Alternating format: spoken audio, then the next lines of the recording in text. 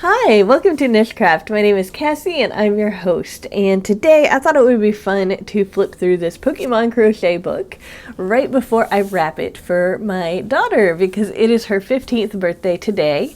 And as I was going through her gifts to wrap, I was like, ooh, the Pokemon Crochet book. I may as well film a flip through before it gets into her hands because once she gets it, she's not going to want to give it back to me. So I'm going to be recording this today on Anya's birthday. That's my daughter's name, Anya. And by the time that I post this, she will already have it in her hands. So we both win. So anyway, when I purchased this, I knew that there were a lot of amigurumi patterns in it. I assume they're all amigurumi, but maybe I'm wrong. I don't know. So we're going to go ahead and flip through this and see what's in it. This book is by Sabrina Sommers. And of course, I can't show you everything in the book. I just want to give you an idea of what you would get if you purchase this book. Okay.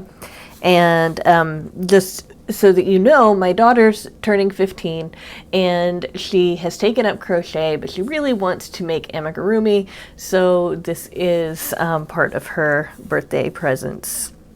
All right, so bring your favorite Pokemon to life with 20 cute crochet patterns. Okay, so this is a paperback book, but it is very sturdy. The outside, I can tell, is very sturdy, and the spine is sturdy as well.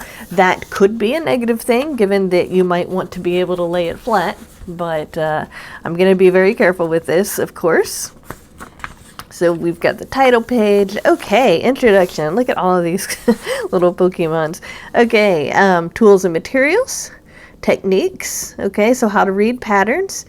Basic crochet stitches. Wow, so we've got all of the basic crochet stitches here. Special techniques like binding off, color switching, and starting around with a chain. How to make up. Okay, it says making up. But what they mean is how to make up the piece, like how to close it, how to crochet two parts together. And then we have the beginner, the easy, and the intermediate. Okay, so we've got beginner, easy, and intermediate patterns. So no advanced or expert levels. So that's cool. And I like how it has this little bar to show you that. So it's very well organized. We can tell just by the introduction. So, all right. So this is the introduction to the author, and she just kind of goes over the same thing that I just kind of went over with you guys. And again, we've got these like cute little Pokemon amigurumi all around, so that's cute too. All right, so tools and materials. Okay, she goes over all of that kind of stuff. She has specified that this goes best with cotton yarn. Of course, those of you who have been making amigurumi for a while will be able to pick your own yarn for this. But she recommends cotton yarn for her patterns, okay? Okay, again, like I said, there's going to be some techniques here. So this is just how to read. Oh, it's got US and UK. That's important. That's important to me. But it's got the it's got the terms and what that means in US and UK terms. And then we have just basic stuff like how to make the magic ring, which, you know, a lot of people say is basic, but I just personally don't make it. Every time I try to make it, I just don't do it. So I think I'm unteachable when it comes to the magic ring. But yeah, so we've got the chains, a single crochet, slip stitch, increase, decrease, decrease while crocheting in rows or back loops, double crochet, half double, treble crochet, and then binding off, color switches, starting around with a chain, closing a piece. Okay, so I can understand why the magic ring would be important for this, because with the magic ring, when you close it, you really make sure there's not a hole there. So I can understand why that would be important for amigurumi. Okay, sewing pieces together, embroidery, and it looks like this is our first project, which is Gengar. I don't, please forgive me if I mispronounce any of these guys' names. My daughter has always been into Pokemon, but I'm not very good at pronouncing their names. So I think it's cool. It's got little spikes on it in the back. It really shows you how to make every single piece too, real well. And here is Jigglypuff. I like how she's got the colors out for each one too. So I would imagine it's pretty easy. I do notice she's using felt for the eyes rather than amigurumi eyes. You can purchase amigurumi eyes and noses and stuff like that. So that might be a potential switch out if you don't want to use felt. Right. So she not only includes the outer ear, but also the inner ear, which I think is cool. Please also understand I don't make amigurumi very often, so there's the Wobbuffet.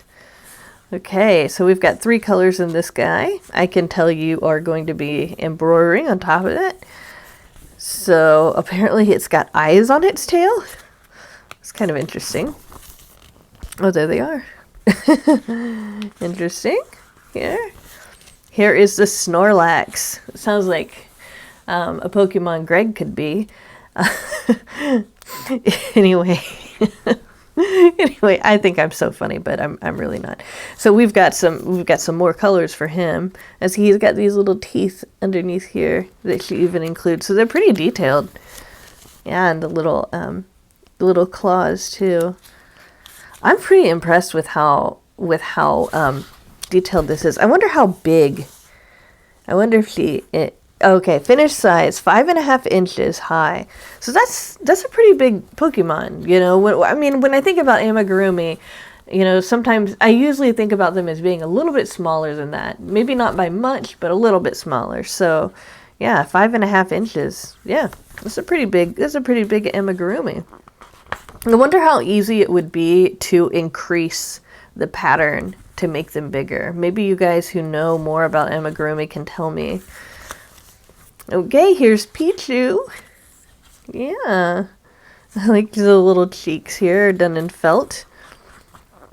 Here. And there's the little electric spine thing. I do know enough about Pichu to know that Pichu is it's got the same electric stuff that Pikachu has going on. And Charmander. Yeah, I know who he is. All right. So I'm really impressed. I'm also impressed with the details on the eyes here using felt. I actually think that that's a really good idea. To the point where I'm wondering, should I go get some felt for her before I wrap this up so that she has that? And here is Dragonite. I like his little antenna things right here. So again, we have the colors basically. They even have information about the Pokemon. So it's national Pokédex number, the type, the weight, the height. Again, here is all the materials you need. The finished size is about 7 inches or 18 centimeters for those of you who are metric. And again, I mean, these are really well done. I mean, you can mess up Pokemon pretty easily, but these look like actual Pokemon. I mean, I can tell what they are, you know, so that's another cool thing. Eevee, I like this little fur over here. I wonder what she uses for that. Well, I can check the materials here. Brush. Let's see here. Light brown yarn. White acrylic. I guess maybe she brushes the fiberfill. It could be fiberfill. Let's see how she says to do this.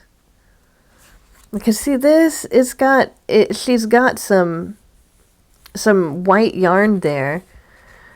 So it says, attach pieces of off-white acrylic yarn to the body.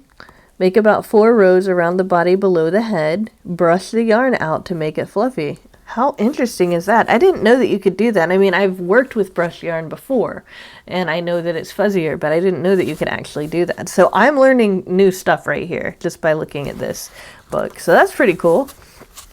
I guess this one's also brushed. It's Flareon. Yeah. So that's cool. So she would get to learn that technique as well when she's going through this, which is awesome. I've always really thought Flareon looked pretty cool. But yeah, you see this image here where you've attached the yarn, and it's just regular looking yarn, and then when you brush it, that's how you make the fur. That's what's so cool. I think that is so awesome. There is Meowth. Meowth looks a little bit nicer here than he does in my experience with Meowth. But anyway, so yeah, we've got all of those little things. I'm trying to figure out what these are. I guess these would be picot or little puff stitches. So these are his fingers. I mean, I know what they are. I just wonder how they're made. Okay. Yeah, really. I mean, again, I am really, really impressed with how detailed this is and how much like the actual Pokemons they look like. I like Pikachu's little mouth here. Of course, I imagine you can stylize that stuff as much as you want. This would be just how she suggests to do them. But yeah, this looks just like Pikachu. Very good. I really like this. Oh, the Psyduck.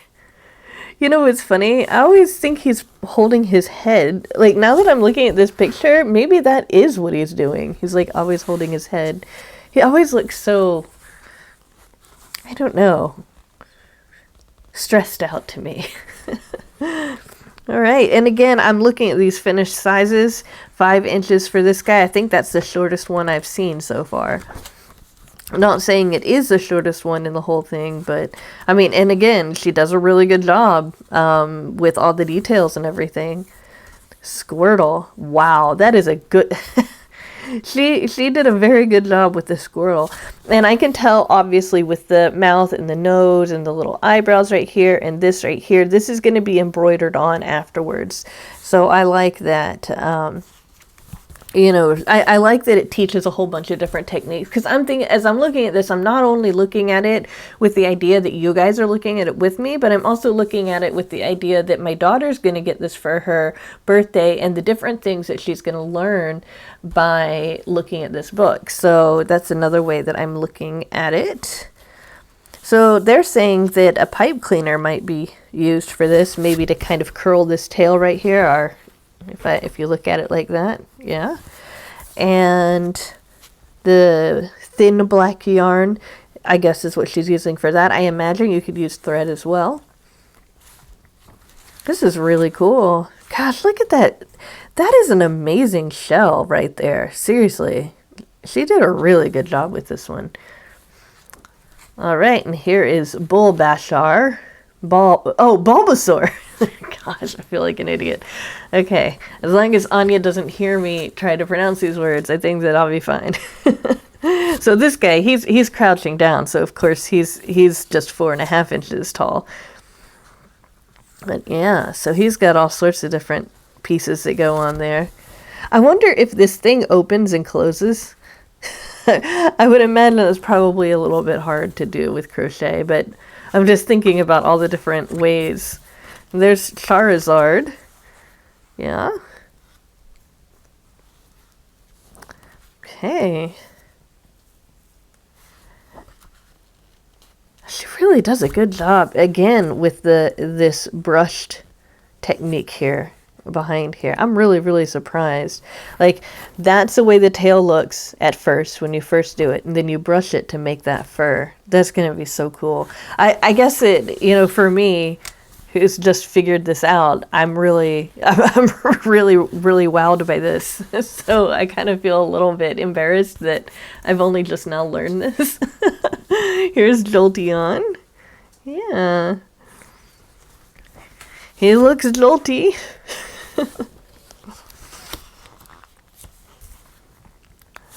Again, you know, they've really done a good job with the patterns. These patterns are really solid. They really look like these Pokemons. Lapras? Lapras. Okay. He looks like a sea turtle guy. It looks like we're getting about to the end. He is the 17th one. Oh my gosh. Magikarp. I remember in Super Smash Brothers, he doesn't really do much. He just kind of flops around. Aw. He's kind of like scary looking when you look at him like from this like straight on. He looks not only like he's afraid, but also like he's angry at the same time. The expressions that they make on these Pokemons, regardless of whether it's Amigurumi or just like in cartoons or in the video games or whatever, are always so expressive to me. Sometimes I think that Anya is such a good drawer just because she's into Pokemon, because my goodness, the expressions are so like, look at that. I mean, I don't know. I don't know. He looks like he's got like such layers of emotions going on here, you know? And it's an animate object. So here we have Vaporeon. All right. I don't think that I recognize this guy. I've recognized all of them until this guy. And the last one is Vulpix. This is another one that I don't recognize, but I have heard Anya talk about him or her. Alrighty. So, wow. So there's a lot of things in this book that I am impressed by. I'm impressed by just how well these Amigurumi patterns are. I kind of expected them to be okay, but these are actually really good. I'm also impressed with the whole brushed acrylic yarn. I still haven't gotten over that, and hopefully for those of you who already knew that technique probably understand, you know, if you can remember back to when you first learned that. And I'm like, I just feel even better about giving this to my daughter for her birthday. I can't say, I can't give a rating based on what I know about Amigurumi, because I personally just haven't spent a whole lot of time making Amigurumi, but I can say that this looks like a really fun book. It looks like something that would help teenagers and preteens really enjoy learning how to crochet and crocheting if they're also interested in Pokemon, which, you know, is cool. And I know that people my age, you know, maybe a little bit younger, I'm in my 40s, so I know people even my age would probably like this, looking back to their childhood when they were playing with Pokemon. Oh my goodness, it's been around for such a long time. But anyway, yeah, I would definitely endorse this. Not that I have any kind of sway or anything, but I would definitely say this is a really good book. If you're looking for this kind of thing, I would say that you can't go wrong with this book, Pokemon Crochet by Sabrina Sommers. All right, guys, thank you so much for taking the time to look through this book with me. I want to remind you that I have a giveaway going on right now, as always, and I have my Etsy store. I have it finally stocked with a few items if you want to check it out. I have that link in the description. I don't want to talk too much about it, don't want to waste your time or anything, but if you want to check it out, go ahead and check it out. You might find something you'd like. Alrighty, guys. I will see you later with another video. Bye-bye.